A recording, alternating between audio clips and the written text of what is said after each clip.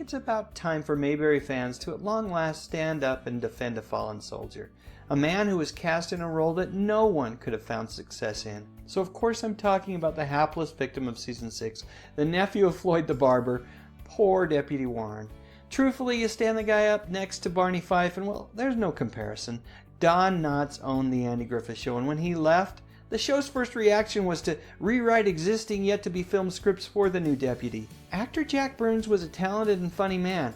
We'll talk about why I say that in a minute, but there was no way he was going to survive in a battle royale of funny deputies.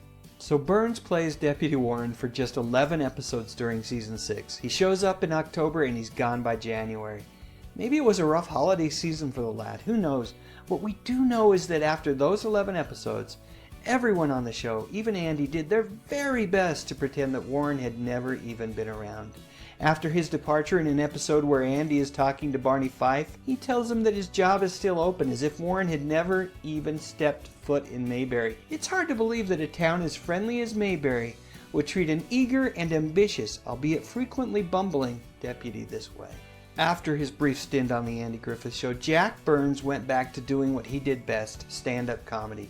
Before Andy, Burns had teamed up with the legendary George Carlin, and post-Andy, he found a new partner in the equally legendary and even more zany Avery Schreiber. Their comedy act of Burns and Schreiber became so popular that they ended up having their own primetime variety show on a couple of different occasions. I remember watching these guys host a Saturday morning cartoons preview show as a kid and never connecting Jack Burns with Deputy Warren. He had reinvented himself and found success on his own terms. But truthfully, the best was yet to come. After years in front of the screen, Jack made a conscious decision to step away, or better put, step behind the screen and focus on writing.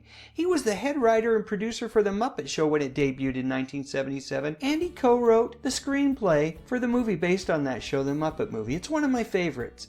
Hey, Kermit was right. It ain't easy being green. Around the same time, Burns also wrote for Hee Haw. I don't think it was an accident that a recurring segment on Hee Haw featured George Lindsay, reprising his role as Goober. Heck, Jack even showed up a couple of times as a city slicker, looking to pull a fast one on old Goob.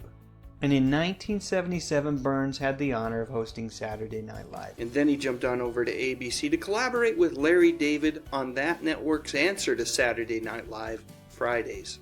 Not bad for a young buck who at one time was run out of Mayberry for not having comedic chops.